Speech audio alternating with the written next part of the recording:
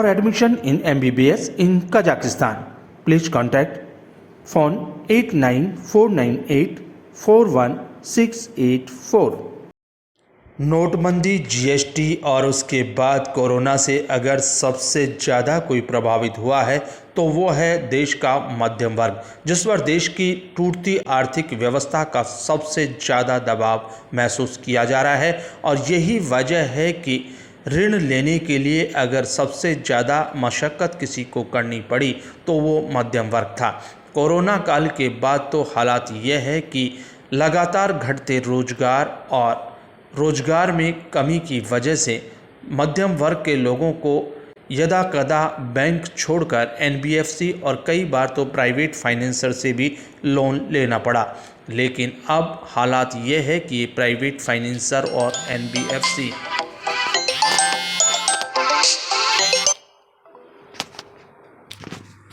Corona से अगर सबसे ज़्यादा प्रभावित हुए तो रोजगार की वजह से मध्यम वर्ग की आर्थिक परिस्थितियां सबसे ज़्यादा विषम हुई। और यही कारण है कि ऋण लेकर किसी तरीके से अपनी साख बचाने में लगा रहा ये वर्ग। और इसी के चलते कई बार ऐसी परिस्थितियां भी आई जब बैंक के बजाय एनबीएफसी और उसके अलावा प्राइवेट फाइनेंसर से भी पैसा ऋण पर लेना पड़ा। लेकिन अब हालात सर से ऊपर इस तरह है कि प्राइवेट फाइनेंसर हो या कई एनबीएफसी कंपनियां, उन्होंने वसूली के लिए अनाधिकृत और अनियमित तरीके शुरू कर दिए। जिस व्यक्ति को लोन दिया जाता है, ऐसे ऐप और ऐसी एनबीएफसी कंपनियां और प्राइवेट फाइनेंसर्स सामने आने लगे जो बेइज्जत करके पैसे की वसूली करने लगे। तब राष्ट्रीय मध्यम वर्ग अधिकार संघ उन लोगों के लिए अब आगे आया है और आवाज़ मुखर की है।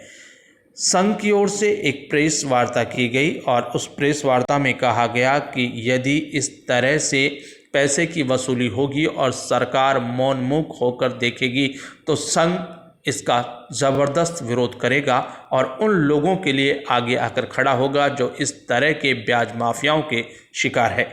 संघ ने प्रेस वार्ता के माध्यम से मांग की कि NIA 138 के दुरुपयोग को तुरंत रोका जाए, एनपीए की 90 दिन और सरफेसी एक्ट के काले कानून को तुरंत खत्म किया जाए, बैंकों द्वारा प्रताड़ना पर कानून बने, बिना लाइसेंस ब्याज पर पैसा देने वालों पर तुरंत रोक लगे और उन पर कानूनी कार्रवाई हो।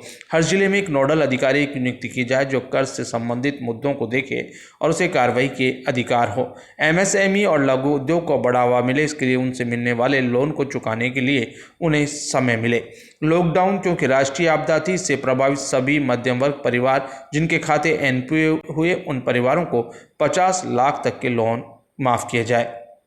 प्रेस वार्ता में संघ के ने ये कहा कि अभी जो है रोक लगा लोन, लेकिन उन्होंने मुझे पुरानी तारीख डाल करके मेरे पास पड़े 2020 अप्रैल के अंदर पुरानी तारीख डाल करके और मुझे दिया कि तुम्हारे सर से ये हेड लग गया, तुम्हारा मकान नीलाम कर दे। और मैं भी नहीं समझता था ये क्या होती है। और मैं तो इतना वो चिंतित और इतना हो गया उस कोरोना के अंदर, जबकि घर से बाहर नहीं निकलने दे रहे थे, कर्फ्यू लगा हुआ था, उस समय मुझे हैरेसमेंट। लेकिन क्योंकि बैंकिंग सिस्टम निर्भर आपसे लिबरल नहीं है, वो लोगों को परेशान कर रहा है, तो क्या करता है बंदा उन लोगों के पास, साहूकारों के पास जाता है। वो दास प्रथा दोबारा से आ रही है। जिस सिस्टम को हमने 1947 में खत्म करने का सोचा था, वो सिस्टम दोबारा से बन रहा है। वो लोग उनके पास जाते हैं, वो उनसे खाली चेक स्टाम्प दे लेते हैं। आज यहाँ आप सबके बीच में 2 लोग ऐसे मौजूद हैं, आप डेली अखबार में पढ़ रहे होंगे कि कल सीकर में आत्महत्या करी, कल जयपुर में आत्महत्या करी, रशिद खंडेलवाल में जयपुर में एक्सपायर हो गया, भीलवाड़ा में 4-5 लोगों ने आत्महत्या कर ली। पिछले साल सोनी परिवार का होता, पूरे परिवार ने आत्महत्या कर ली। आप सोचिए कि दिमागी प्रेशर कितना होगा कि एक व्यक्ति अपने 3 साल के बेटे को मारकर और फिर आत्महत्या कर लेता है। इससे बंदा, इससे ज्यादा मेंटली प्रेशर कोई हो ही नहीं सकता। वो किस तरह के दौर से गुजर रहा है? क्यों? क्योंकि उसके सम्मान को ठेस पहुंचाई जा रही है। सुप्रीम कोर्ट कहता है कि देश के हर व्यक्ति को सम्मान पूर्वक जीवन जीने का अधिकार है, लेकिन उसके उलट बैंकिंग सिस्टम ने गुंडे पाल रखे जो घर के बाहर आके आपकी बेइज्जती करते हैं। जब आपकी वो बेइज्जती करते हैं तो फिर आप क्या करते हैं? 10% पर साहूकार से पैसा लेके आते हैं। जो बंदा 1% की ब्याज नहीं चुका पा रहा था, क्या ये संभव है कि वो 10% की ब्याज चुका पाएगा? असंभव है। फिर वो उस दलदल में फंसता चला जाता है। उनके पास ब्लैंक चेक और ब्लैंक स्टाम्प होते हैं, जिसके पे उसको डराता है, उस पर केस करता है। और केस क्या करेगा?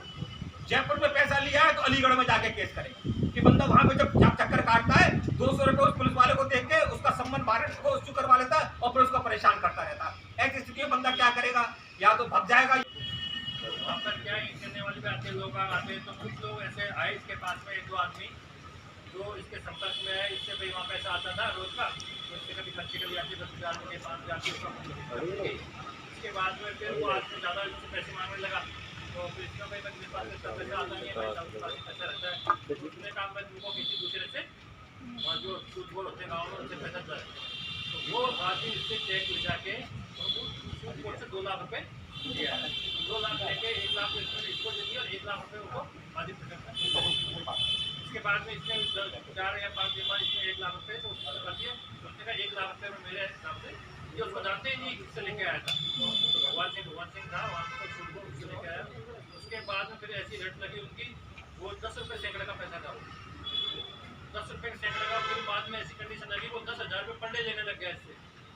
10,000 नहीं, 1-2 महीने 3 महीने देता रहा, हमसे कोई कुछ नहीं, हमने हमको बताया भी नहीं कि मैं ऐसा कर दिया।